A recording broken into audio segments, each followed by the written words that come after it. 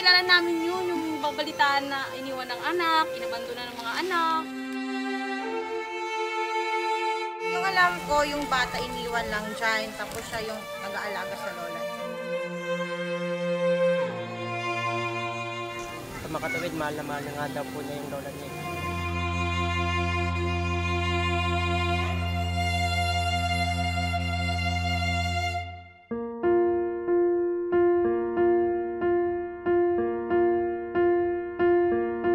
May isang komunidad na sagana sa pagmamahal. Ang mga bata rito'y masisigla at puspusang inaaruga.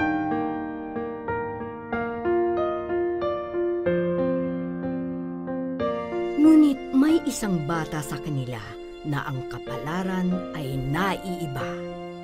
Wala siyang inaasahan. Wala siyang magulang. Pero hindi siya nawawala ng pag-asa sa buhay. Ang pangalan niya ay Dungkoy.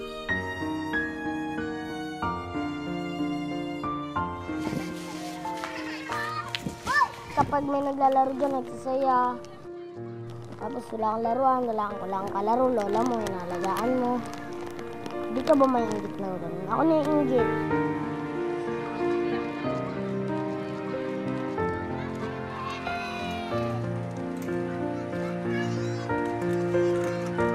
Kaya pag may nangangasar sa akin, may nangaapi sa akin, nasabi ko, lilipat sa inyong gano'ng kahirap ko.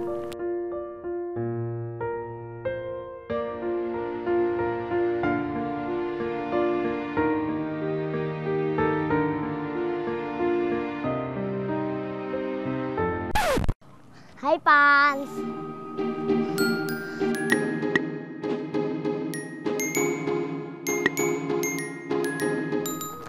Kung di magkakatotoo yung pangarap ng pare, artista na. Para pag nakita ang mga tao, magkakagulahan.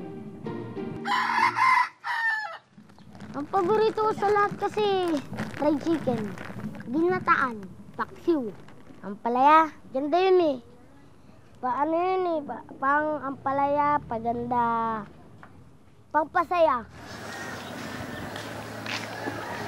Hindi ko yung kilala, kaya lang naririnig ko lang yon na may matanda raw doon na kasama niya lang yung apo niya. Merong kasama ko dyan, si Lola. Iniwanan na kami ng mga magulang namin eh. Pinabayaan na sila. Yung nanay po ng bata, nag-asawa daw po ng iba. Hindi ko po alam. Yung nanay doon ng bata, ni Dungkoy, nag-ano daw yan, pag nanganganak, binibenta yung mga anak. Siguro, hanapin niya, napakamurang edad pa lang ng batang yan eh. Hindi pa po. Kasi bata pa po ako eh. Tsaka hindi po sila nakakaalala eh.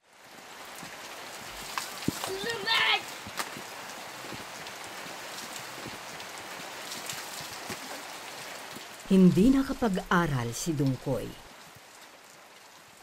Ngunit marunong siyang magbasa.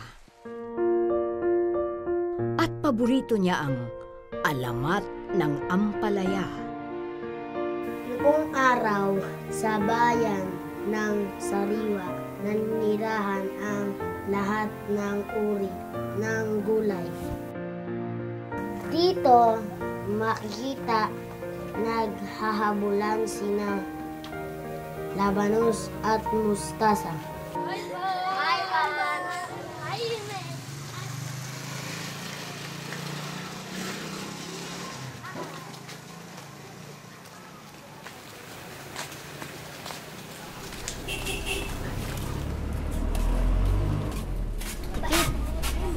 Hugasan? Kumain ka na? Hindi pa. Sige, ugasan mo muna yung saglit, tapos mamaya, pagkatapos kakain ka na ha.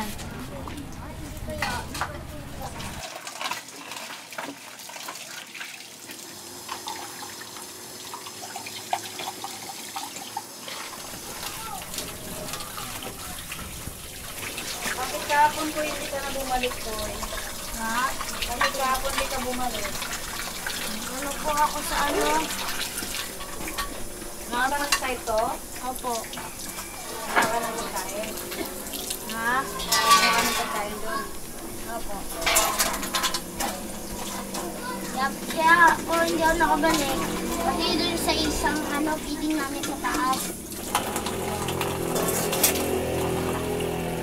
Pumunta siya dito. Nakatambay siya dyan sa may upuan. Ngayon, tinanong ko siya kung anong ginagawa niya. Sabi niya wala daw. Kaya sabi ko, kung pwede, hugasan mo yung plato. Kasi, para pakainin ko siya pagkatapos, saka bigyan ko siya ng pera.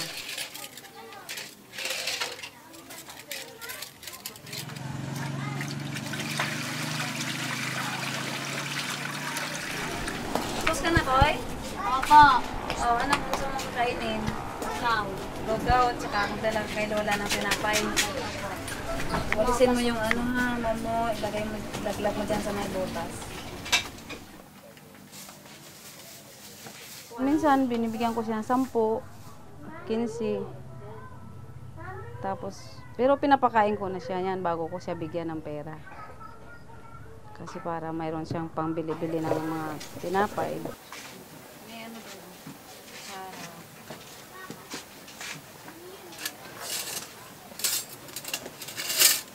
Tapos dalhin mo to kay Lola mo ha.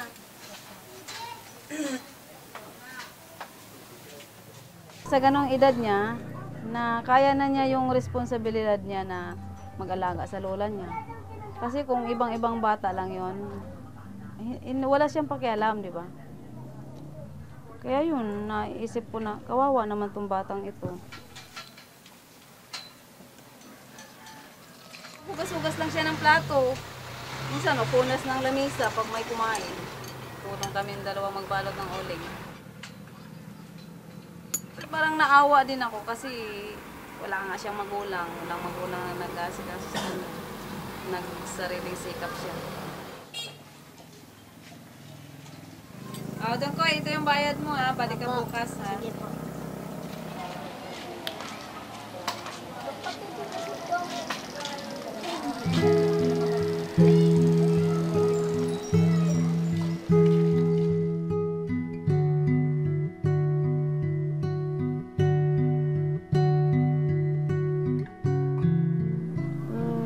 Nanay ko, sabi niya sa akin ni Lola, makakapagsalita pa siya naman. Kwento niya sa akin, Uy, alam mo ba, si mama mo, 2 years old ka pa lang, iniwanan ka na niya.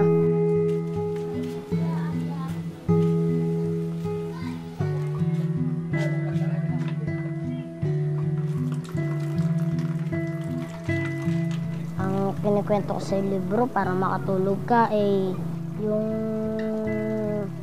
alamat ng ampalaya.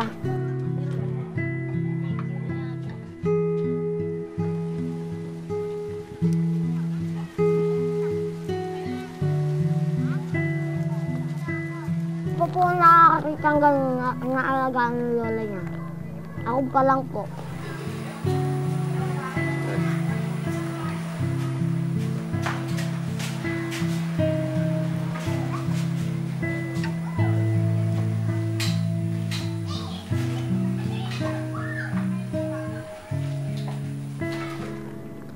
Kasi siya rin nag-alaga sa akin. Nung bata pa ako, siya nagpalaki sa akin, nag-alaga niya ako. Tapos pag nagugo, kaya nga ako tumaba, kumintab dahil sa kanya.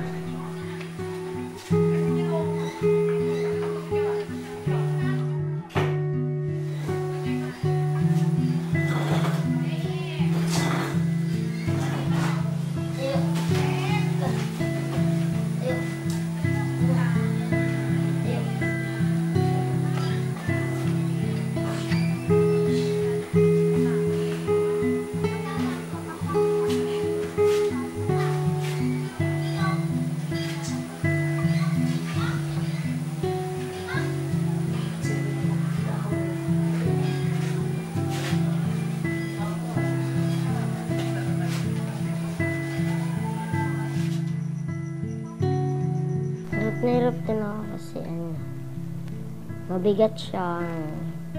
Kaya mabigat siya. Malaki-laki na siya.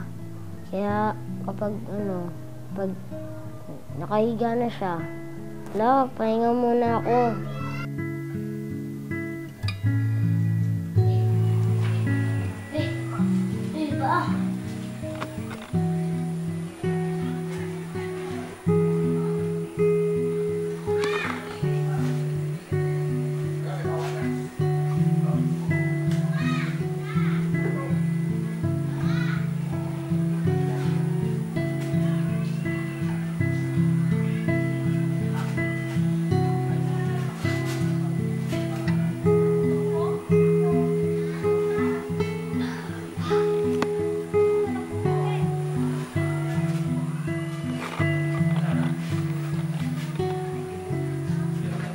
Oo lang naman sana alagaan ko na maigi si Lola. Hindi ako nag-iingarte. Okay lang sa akin yun. Kaya ako nagtitiis para lumakas si Lola. Kasi siya na lang tanging kong pag-asa eh. Ano kapag wala na siya?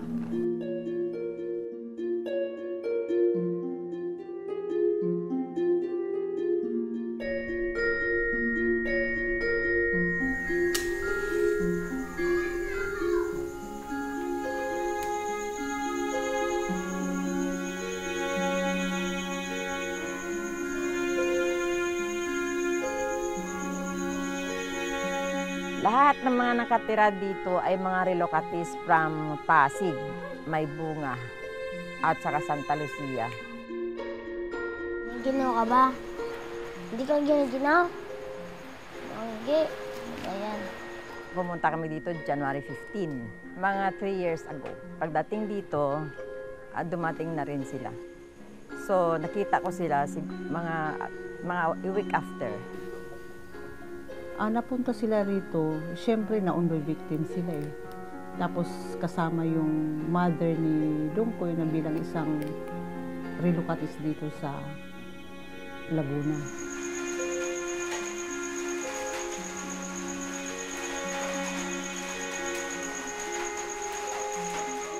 Actually, kung ako ang pag-anuhin mo, si Dungkoy is very responsible siya.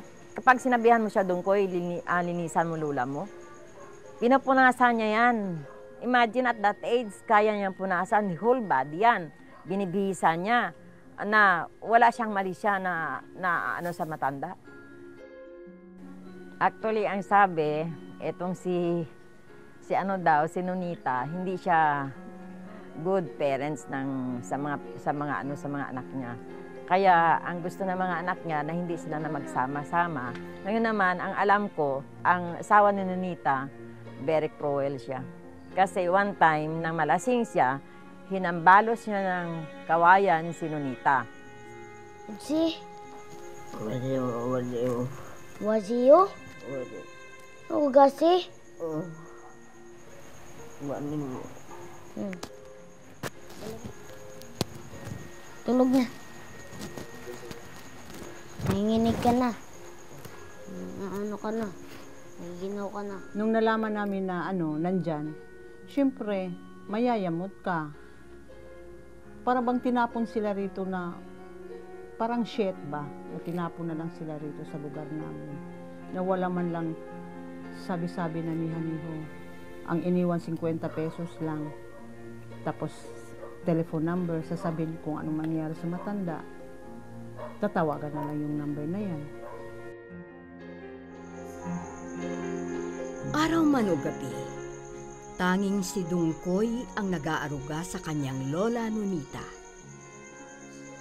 Walang reklamo at walang pag-uusisa kung bakit sila iniwan ng kanilang pamilya.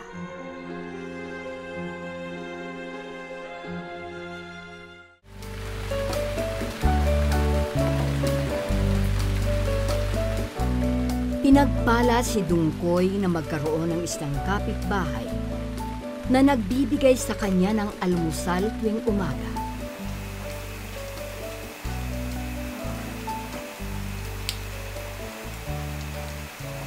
Morning, Ate Agnes. Morning. Ate Agnes, yung tinapay tsaka yung kape.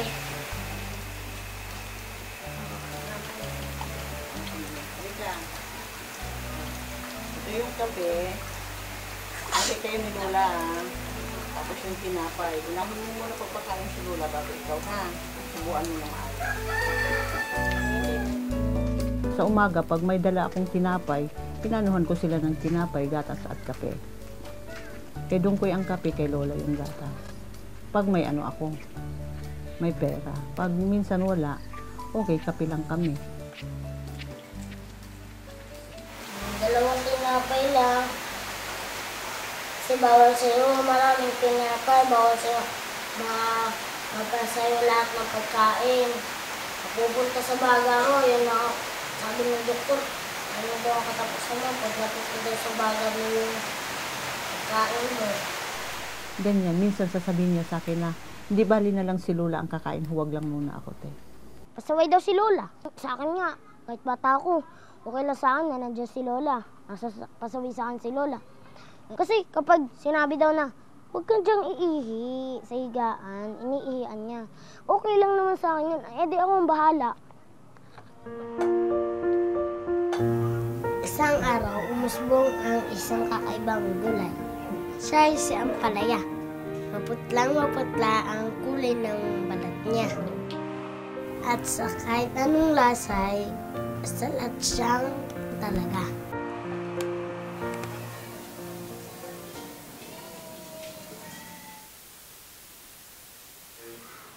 Dandan lang ha.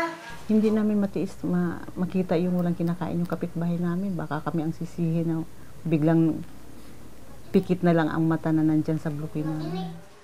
Ito nang hinatid dyan dito, may ano na, may depression yung matanda eh. Dalawa na lang sila. Si Dungkoy tsaka si Lola.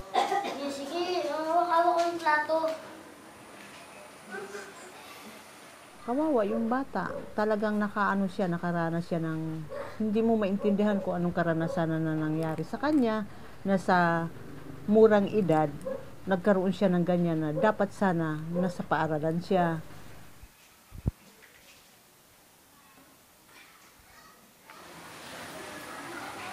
Nantok na ako ah. Oh, nandan lang. Naglalaro ako. Diyan lang ako naglaro. Buti, nakita ko ni Deya. Sabi niya, Dungkoy! Na sumsub daw lola mo na high blood daw. Nakita ko siya. Sa papag. Kaganon. Pagbangon ko sa kanya, nakita ko yung muka. Naku, sabi ko, Lola, mayak ako. Kala ko mamamatay na siya, hindi pa pala. Ang laki ko. Basta di ko na alam eh, pare ba o... Kasi ako nalilito rin ako, kahit bata pa ako, nalilito na rin ako eh. Para pag may manghihingi ng tulong, di kulang-kulang. Pag namatay si father, ako ang kapalit niya.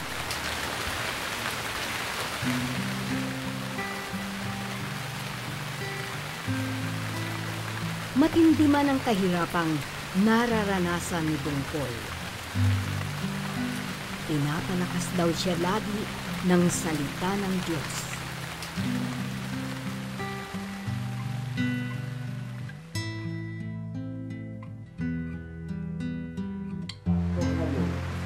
Sa loob ng simbahan, kinakausap niya ang lumikha.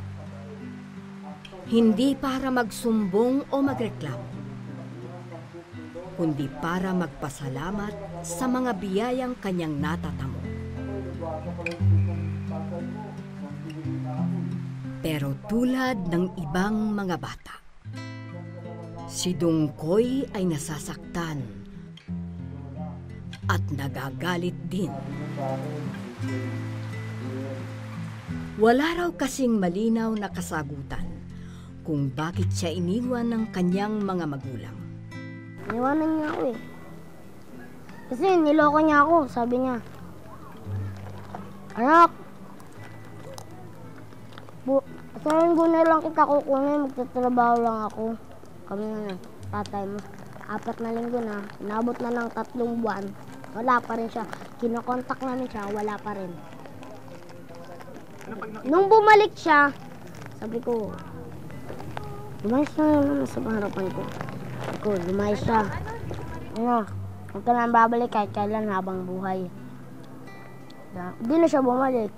Kung sino man nagpalaki sa akin, doon ako sasama. Kung sino man nag-aalaga sa akin, kung sino man nagturo sa akin kung ano, doon ako sasama. Kay Lola. Huwag kayo lumapit sa akin. Hindi ko kayo kailangan. Layas!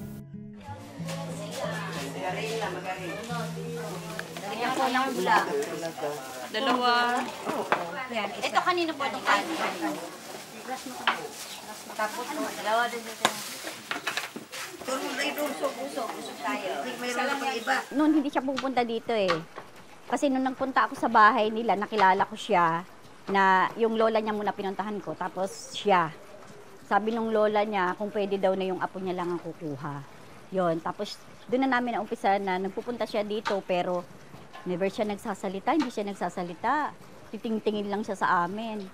Tapos, gano'n, binibigyan namin siya everyday pag pumunta siya dito. Kakain muna siya, then mag-uwi siya para sa lola niya.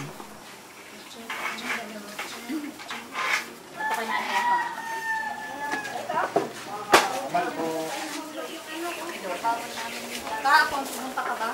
Hindi pa sa pumunta eh. Pumunta siya, wala ka na.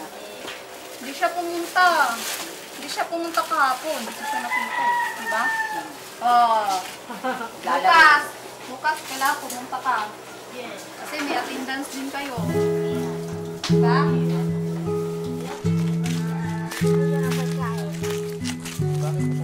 Ang sobrang pagkain ng kanyang dinadala para pala sa isa pa niyang kaibigan.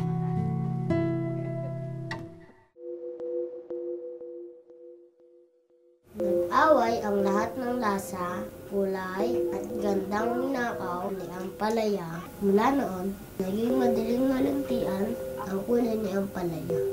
Naging kulubot ang balat niya. Simple lamang si Dungkoy. Kontento na siya sa kanyang nag-iisang libro na paulit-ulit niyang binabasa. Wala na naman yung aking kasama. Yung anak ko, sobrang. Bye-bye! Bye-bye. Tinawag niya ako. Sabi niya, Boy! Boy, sabi niya. Bakit anong dala-dala mo? Sabi ko, galing to sa feeding society. Ano ba pangalan mo? Sabi ko, ililista kita dun. Bumaha sa Pasig. Hindi pa bumaha doon. Punta kami dito. Hindi. Punta pa kami ng ano. Yung bahay namin, 2 buwan na lubog. Hindi na kami nakabalik. Dito kami napunta. Wala kang kasama na iniiwanan ako ng Gilsil. Sabi niya ganun.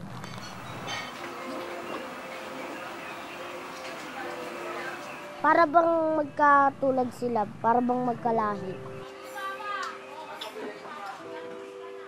Kuminsan nga sabi ko, mahirap din pala yung walang kasama sa bahay. Ay nako, mahirap, malungkot. Ganun talaga. Pagka natutulog na, kwento-kwento kami. Ewan kung bakit ganyan yung bata niya, pagka nandito yan.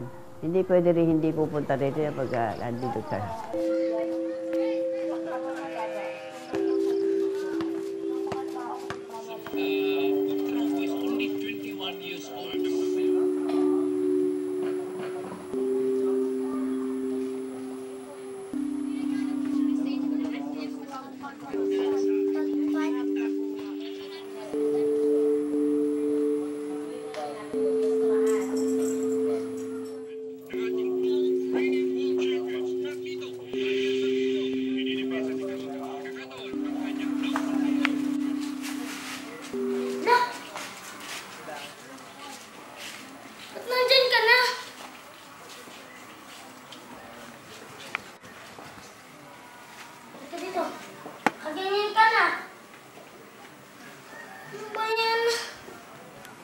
Talaga mataas yung tatag eh.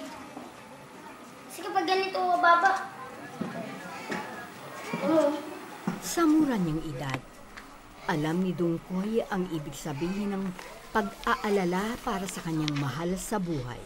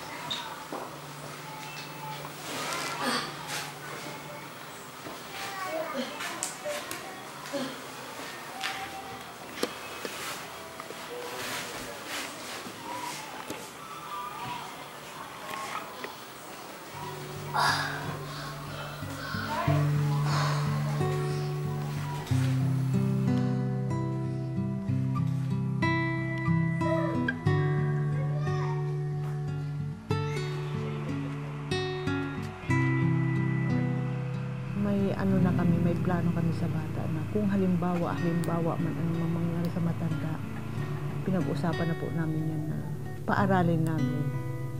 Pero hindi po sa puder ko, doon sa ni Sister Marlene. Doon ang plano po namin. Kung walang maghabol na pamilya po.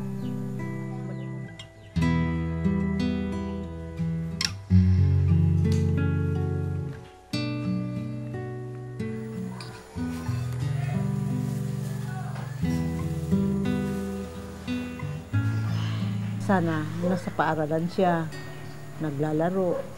Mostly nasa lola niya. Inaalagaan niya yung lola niya. Para bang nakakulong si Dungkoy. Kasi kapag namatay yan, wala na akong kasama dito sa bahay. Ayoko na magpaampon kay sister. Kasi ang dami niya ng ampon, ang dami niya ng alagaan.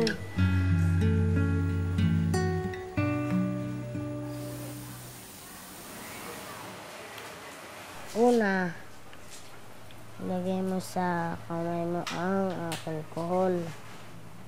Tapos, ito, patak. Ianom-ano mo sa kanya. Mamaya-maya, tulog na yan. Pepereskuhan siya eh.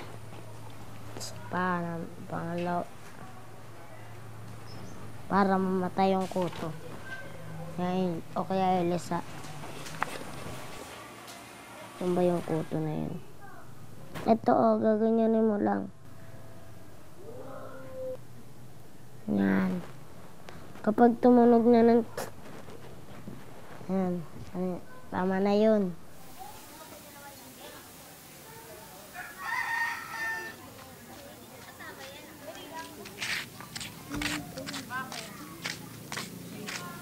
Kinalbo namin kasi ang daming kuto, tsaka tidy na tingnan siya eh.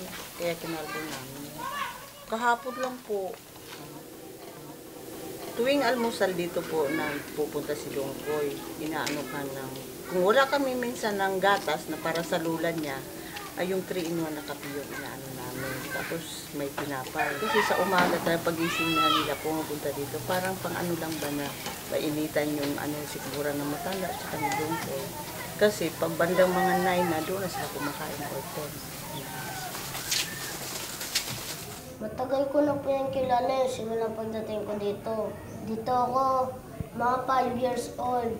Yung simula pagdating ko dito, pinalaki ako niya, pinaaral ako ni Atagin sa Hapitwell.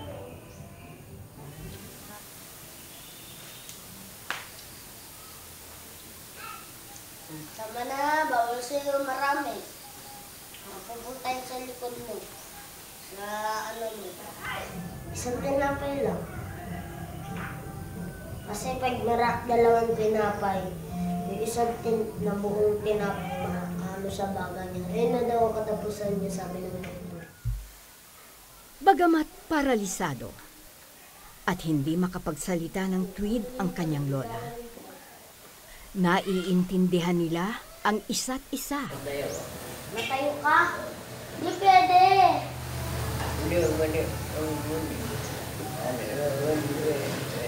Hindi nga pwede eh. Hindi makakapagsalita pa siya na maayos. Yung angon, bangon. Yung ano naman, yung tayo, yung ngayo, tayo. Yung angoy, amoy. Yung bulingon, labahan. Ako naman ang mag-aalmusal ha. Ako naman mag-aalmusal.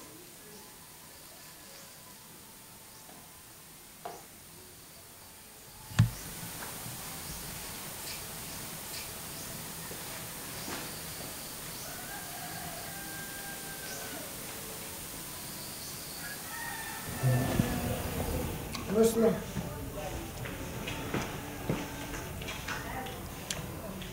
Bitaw! Bitaw muna. Oh, hawakan mo yan. Hawakan mo yan. Mula noon, naging madaling malagtian ang kulay ni Ampalaya at naging mapait ang lasa niya. Marami ang hindi nagkakagusto sa kanya. Kasama ko. Wala. Wala lang.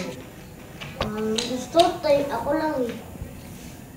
Ayun lang, matatanda lang kasama ko ng bata. Para walang gulo. Kasi katapos ng laro, gulo yun, away-away. Walang kasama pa rin. Walang kasama niya. Kailanman ay hindi inisip ni Dungkoy na siya'y nakakulong sa lugar na ito. Narito sa tahanang ito ang kanyang pamilya.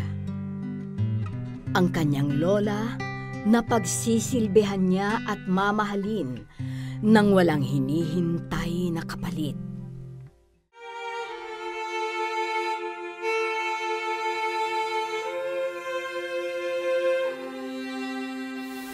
Kayang gawin ni Lola. Pag asikaso sa sarili niya, paglakad, ganun, alalay ng kailangan. Tsaka yung So, ang kailangan talaga, ang umaalalay, ito yung maliit, si Dungkoy. Ni minsan, hindi naranasan ni Dungkoy ang bumili ng gamit para sa kanyang sarili.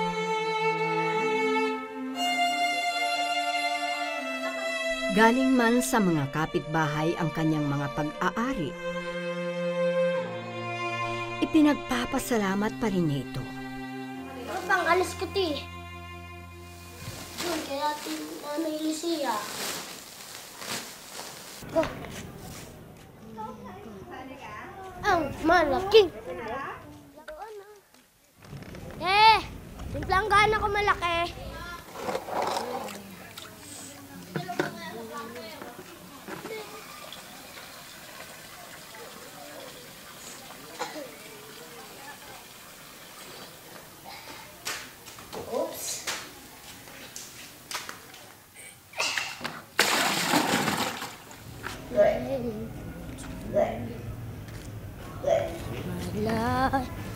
Mamaya ka na, mamaya ka na Lola. Kaya ayaw namin pagsabayan yung lalaban ng damit namin.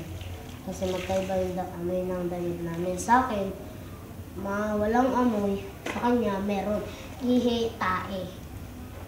Sa kanya. Ngunit, saan nga ba nanggaling si Dungkoy? At nasaan ang kanyang pamilya?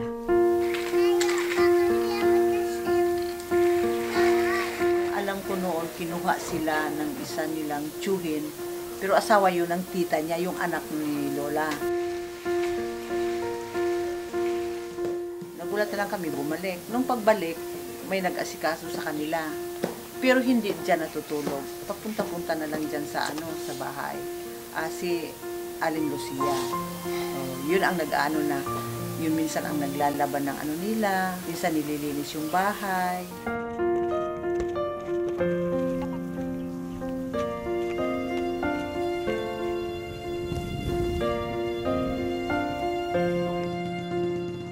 Sa di kalayuan, naroon pala ang isang kamag-anak ni Dungkoy.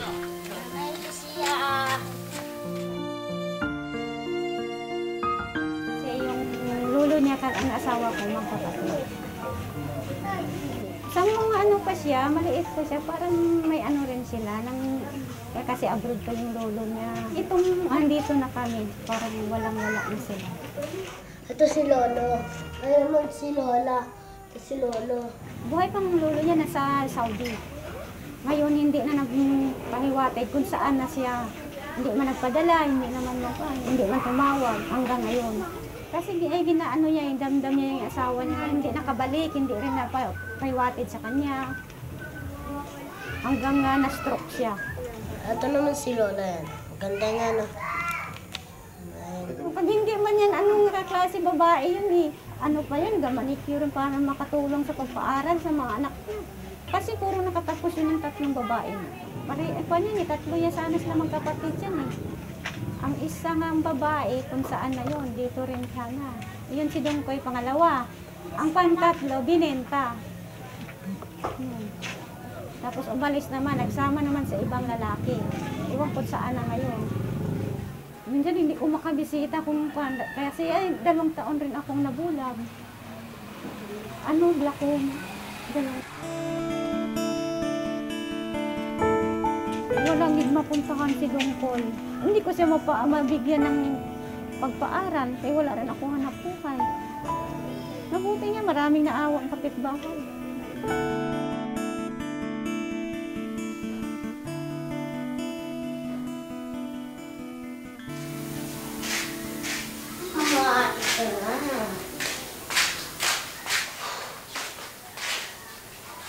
Sabi!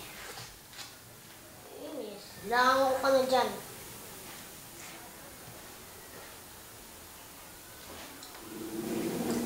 Matumain dyan sa may banig natin.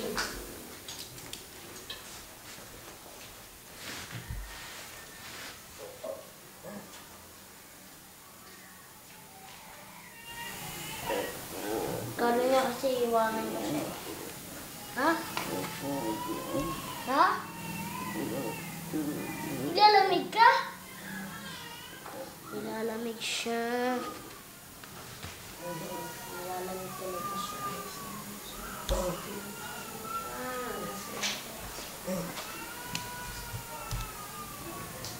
Bitaw mo na, bitaw mo na. Sisarado ko yung ano.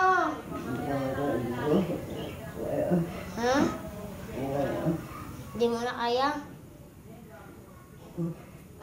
Bitaw kasi muna.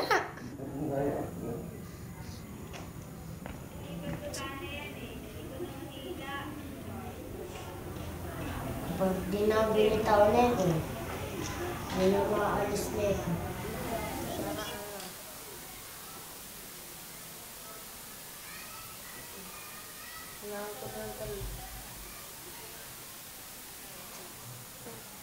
Saglit lang!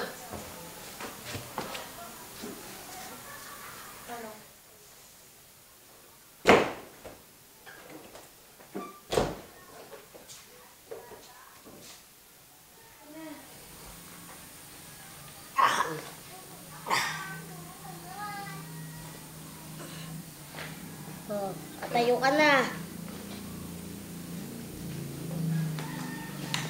Ano bang problema?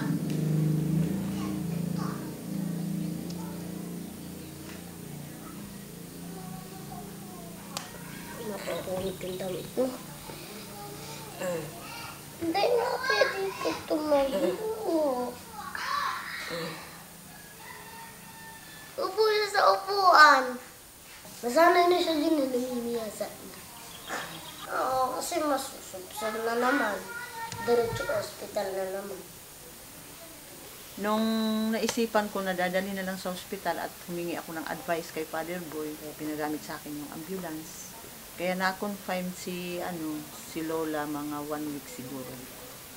Kahit sa ospital kami, si Dungkoy ang ginatawag niya. Sabi niya, wala na ba? Wala na. Akala'y patay na lola niya. Kasi parang natakot siya ngayon wala ng lola niya. Diretso hospital na naman. Pag matutulog ako lang mag-isa.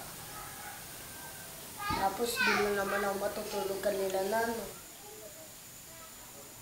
Sabi sa doktor, kung may gawa pang paraan, talaga sana maano pa yun. Kasi lang, ang hihiling sa doktor sa akin, CT scan, tapos X-ray, tapos ang ultrasound, at saka lagyan ng dito sa ilong, tubo para makakain, hindi magpunta sa baga ang pagkain. Tapos ianan sa baba, lagyan ng parang hiningan niya, ipam. Kaya wala akong kapira-pira nga, paano niyan?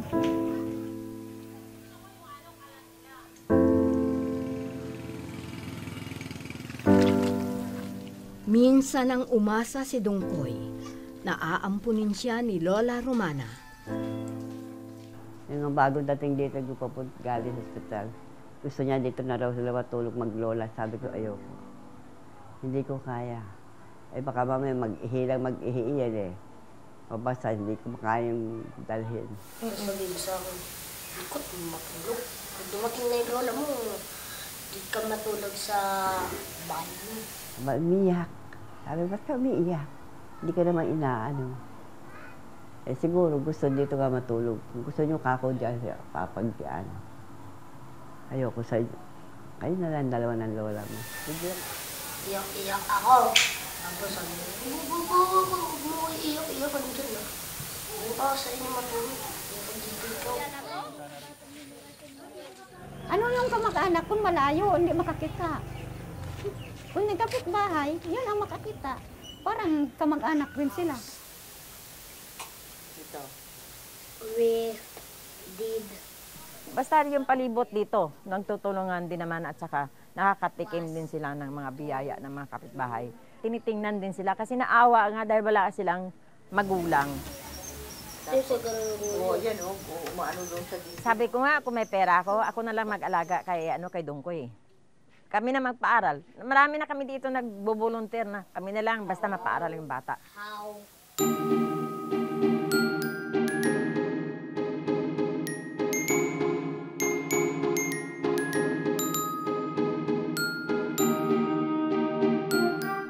Siguro yung bata, tumatanaw din ang utang na loob kasi nung maliit daw siya.